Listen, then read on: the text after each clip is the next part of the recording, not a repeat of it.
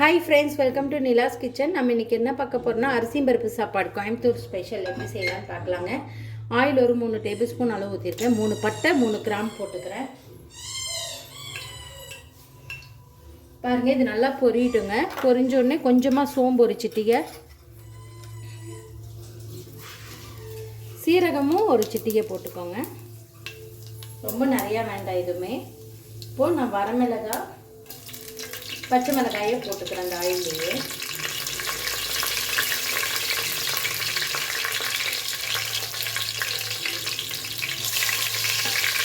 சின்ன வெங்காயம் ஒரு 10 வெங்காயத்தை முழுசாக கட் பண்ணி எடுத்துக்கிறேன்.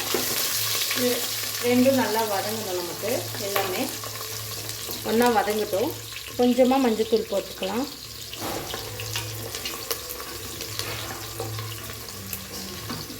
மஞ்சள்தூள் 1/4 ஸ்பூன் அளவு போட்டுக்கிறேன். நல்லா வதக்கிக்கோங்க. இது நல்லா வதங்கட்டும், பார்க்கலாம். ஆனியன் நல்லா வதங்கிடுச்சு. இப்போ நான் ஒரு 2 தக்காளி போட்டுக்கிறேன். இதுக்கு நிறைய தக்காளியெல்லாம் ஆட் பண்ணக்கூடாதுங்க. 2 தக்காளி போதும். கல்லுப்பு கொஞ்சம் ஆட் பண்ணிக்கலாம். கல்லுப்பு தேவையான அளவு நான் ஆட் பண்ணிக்கிட்டேன். உங்கள் காரம் உப்பு எவ்வளோ தேவையோ அதுக்கு தகுந்த மாதிரி ஆட் பண்ணிக்கோங்க. இந்த தக்காளி நல்லா கொலைய வதங்கட்டுங்க. பாருங்கள், நல்லா வதங்கிட்டுருக்கு. இப்போ வரமிளகாத்தூள் ஒரு 1/4 ஸ்பூன் அளவு போட்டுக்கிறேன்.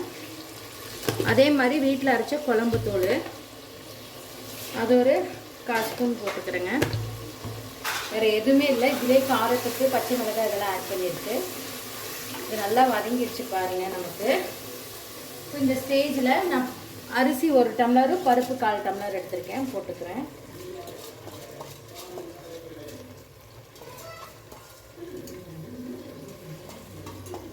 போட்டுக்கோங்க இந்த மாதிரி. இப்போ இதை நல்லா மிக்ஸ் பண்ணிக்கலாம். இதில் ஒரு 2 நிமிஷம் கொதிக்கிட்டுங்க. இதிலே வேகணும் நமக்கு பருப்பு இதுவும் அரிசி. அப்போ தான் உதிரி உதிரியாக நல்லா வரும். ஆயிலில் வதங்கியில் இது வதங்கட்டும். இப்போ நான் தேவையான அளவு தண்ணி ஊற்றிக்கிறேன். நான் 1 டம்ளருக்கு 2 டம்ளர் அளவு தண்ணி எடுத்துருக்கேங்க. மொத்தம் 1 டம்ளர் ரைஸு 3 டம்ளர் தண்ணி எடுத்துருக்கேன். இது நல்லா கொதித்து வரட்டும். இந்த ஸ்டேஜில் காரம் உப்பு கரெக்டாக இருக்கான்னு பார்த்துக்கோங்க. காரம் கரெக்டாக இருக்குது. உப்பு கொஞ்சம் பத்தல நான் ஆட் பண்ணிக்கிறேன் லைட்டாக.